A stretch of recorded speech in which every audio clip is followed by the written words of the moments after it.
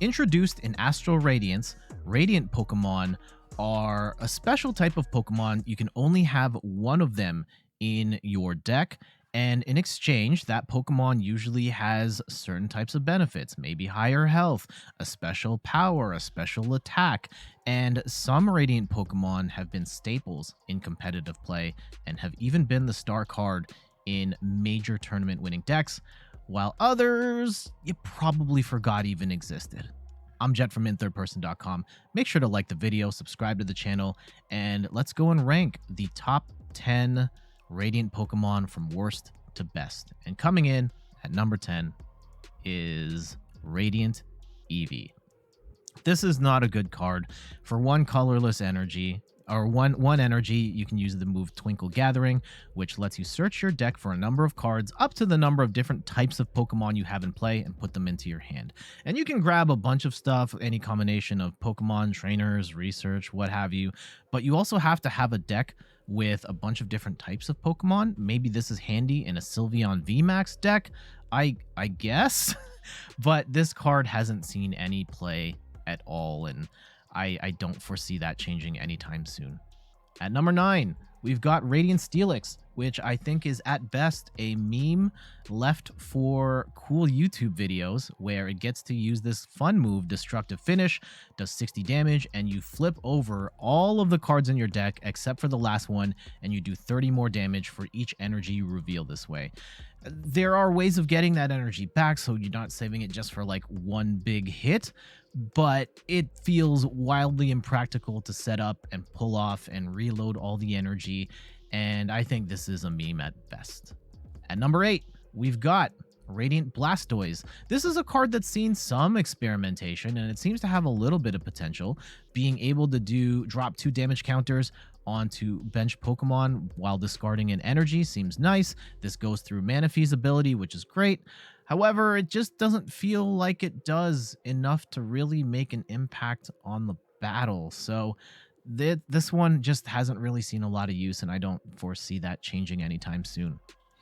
Coming in at number 7, one that I think we're sleeping on a little bit. This is Radiant Heatran, which has the move Raging Blast. It does 70 damage times the number of damage counters on this Pokemon. And if you attach with Magma Basin, this is going to do 140 damage. If you attach twice with Magma Basin, Radiant Heatran does 280 damage, which is the magic number you'll need to knock out a Pokemon V-Star. If you pretty much take any more damage on top of that, and you add a Choice Belt in here, this can one-hit KO any Pokemon in the game. Now, it's kind of a pain to build up. It's going to take multiple turns to do it. You need to attach with Magma Basin or get the damage on there some other ways. Maybe this works a little better with Damage Pump and with Thornton are some potential examples, and so maybe this works its way up the list. Right now, it's being overshadowed by another fire Pokemon that we'll get to a little later. Coming in at number 6 is Radiant Sweetsneezler, which has its Poison Peck ability. Is it Poison Peck? Poison Peak. I can't read that. Anyway, it increases your poison damage counters by 2 at the end of each turn, which does allow for poison Pokemon to do a little more damage as the game goes on. That being said, poison Pokemon haven't really been particularly relevant. But nevertheless, if you're gonna play a poison deck, you might as well have Hisuian Sneasler in there. Going into the top 5, Radiant Halucha, which has the ability Big Match. It allows you to do 30 more damage to your opponent's active VMAX Pokemon. In certain cases, this can be incredibly relevant. For example, Ice Rider with a Choice Belt and Halucha on the bench can one-hit KO Mew VMAX, and there's a couple of other small VMAX Pokemon that become one-hit KOable with a Radiant Halucha on board, but the value of this card has already been in decline as we've been moving towards a V-Star meta, and as Pokemon EX are introduced next year, this card is going to be less and less useful. Nevertheless, not a bad tech. There are certain cards like Ice Rider, I've seen this in. Hisuian Zoroark tends to run Radiant Halucha as well, so definitely not a useless card like some of the other ones we've seen so far. At number 4, we haven't seen this one in competitive play. At the time of this recording, things might have changed because I might be recording this a while back. Radiant Gardevoir. This one has the ability Loving Veil, where your Pokemon take 20 less damage from Pokemon V, and this does matter. There are a number of Pokemon that hit like one-hit KO magic number territory, and Radiant Gardevoir says, nah, you don't get to do that. And I have lost to this card in the past where I thought I was hitting the magic numbers and I wasn't because of Radiant Gardevoir. And I think there are certain decks where this makes a lot of sense. In particular, Arceus V-Star, which wasn't really running Radiant Pokemon to begin with. This helps it be even more tanky and makes it even easier to Sharon's Care into a fresh Arceus as you go. So this one is more here at the time of this recording for its potential rather than its current performance, but I do think this is a very good Radiant Pokemon. Going into our top 3, Radiant Venusaur enters the top 3 for having a pretty good all-around ability where once at the end of your turn, you may use this ability, draw cards until you have 4 in your hand. So after you've burned all your cards and you attack, you can draw up to 4 cards, which just gives you a little extra draw power going into the next turn. And there are certain decks that actually work really well with this in particular, such as the Zoroark box with Arcanine, and that just gets you a couple more resources that you can then pare down to 0 so that Arcanine can attack for free. But this is not a bad choice if your deck doesn't really need any of the other abilities or attacks from other Radiant Pokemon to just drop in there and have a good time. At number 2, this one, I may regret this. I think number 1 and 2 were so hard to choose because they're both incredible cards, meta-defining cards, and I think that either of these is worthy for number 1. So if you disagree with me on number 2, that's totally fine. I flip-flop these until I hit the record button.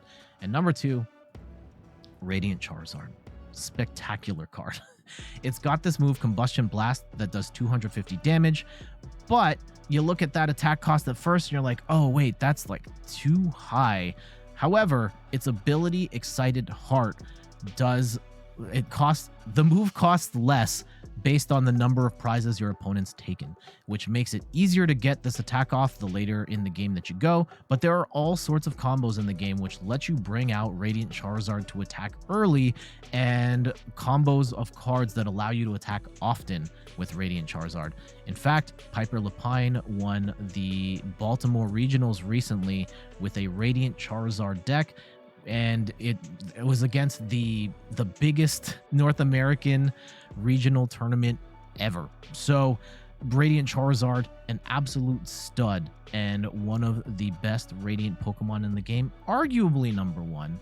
And the only reason I kind of have it a little lower than this, I think that it's maybe a little less its utility is a little less. Like the number 1 card you can pretty much drop in almost any deck, and Lost City kind of messes up Charizard a little bit, where if it gets knocked into the Lost Zone, you kind of lost it forever.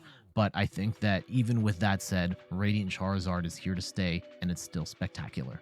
Which leaves my number 1, Radiant Greninja.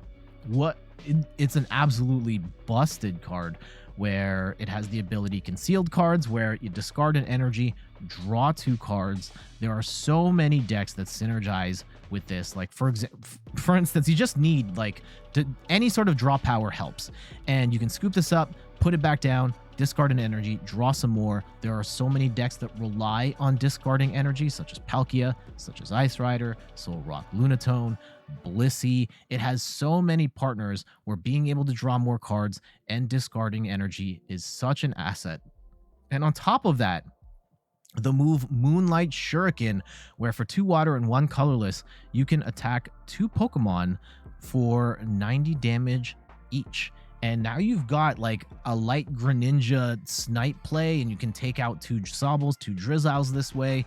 And in more recent times, the Lost Zone engine has showed that you can actually attack multiple times with Radiant Greninja, which is nuts.